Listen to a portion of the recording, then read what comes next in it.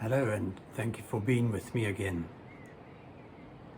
This may be one of my least popular videos, but I think it's something that needs to be said.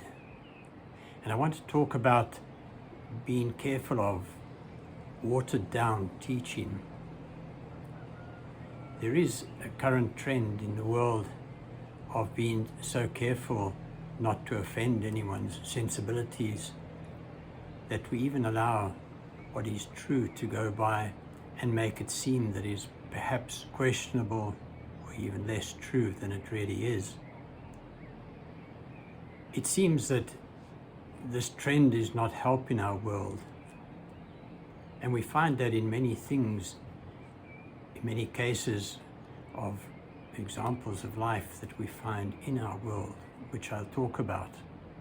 But as grounds for what I'm saying about the importance of staying with real teaching, staying with what is true, I'd like to refer you to the 6th chapter of St. John's Gospel, when Jesus is teaching in the temple in Capernaum, and after hearing his teaching, many followers said, "This is intolerable language. How could anyone accept it?" And after this, many of his disciples left him and stopped going with him. And we see that when faced with a difficult teaching and people did not want to accept it, Jesus didn't say, "Oh no, sorry, come back, you misunderstood, let me explain." He turns to the 12 and says, "What about you? Do you want to go away too?" And Simon Peter answered, "Lord, who shall we go to? You have the message of eternal life, and we believe, we know that you are the Holy One of God." And here we see how Jesus shows us the importance of sticking with what is true. One example from life I could give is that we have a young man in our village who has certain delusions at the moment. And for example, the other day, he stopped me on the road. Well, he was talking to me on the road down in our village, and I was telling him to be careful of the traffic, and he said, "Oh, don't worry about the traffic, I'm made of steel. If they ride into me, I'll destroy the car for them." Now, I couldn't, in order to protect his sensitivity, tell him that he was right. I had to say to him that obviously he can't do that wouldn't be in his interests. And we find that in a number of cases, people will allow behavior, will allow things to go on that are not right, but in order to not hurt the person's feelings or not to seem to be too strict with them, we allow this to go on. This can take the form even of abuse of parents on the part of young people sometimes, and the parents put up with the abuse because they don't want to be the ogres who tell their children that sort of behavior is unacceptable. It can be abuse between parents and children, obviously, teachers and children, and all sorts of people. But what is important is that we realize that actually, deep down, we do need strong, proper guidance as we grow up.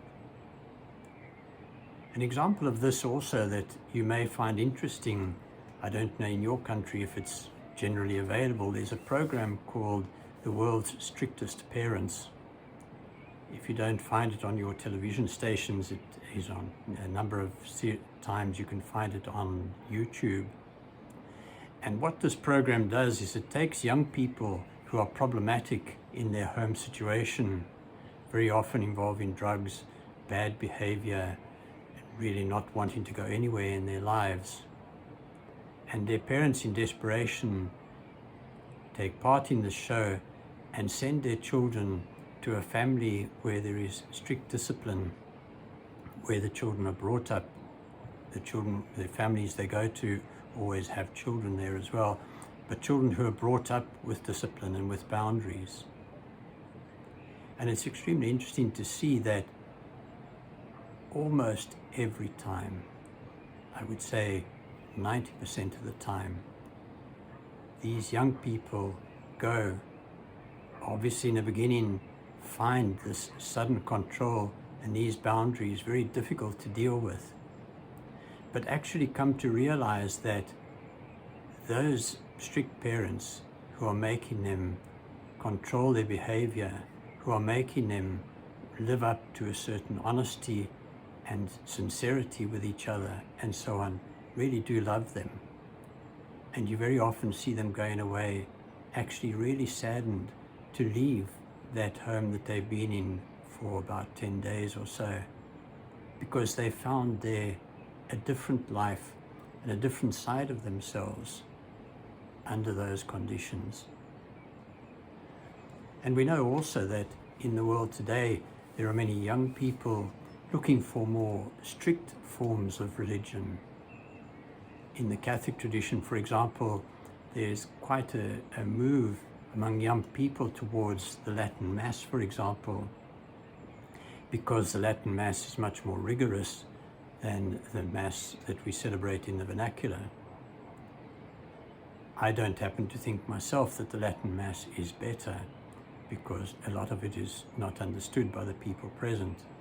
But there is this rigor to it that is attractive to young people. And so watering down your teachings, giving them a wishy-washy kind of a guidance in life, is not going to help and is not in their best interests.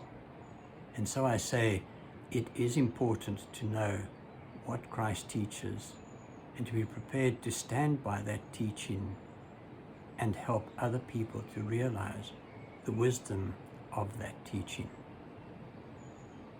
And I pray that in your life you may know the joy of bringing someone to the truth and seeing the difference that can make in their lives, because it will certainly be a huge source of growth for you as well. And may God bless you. Thank you.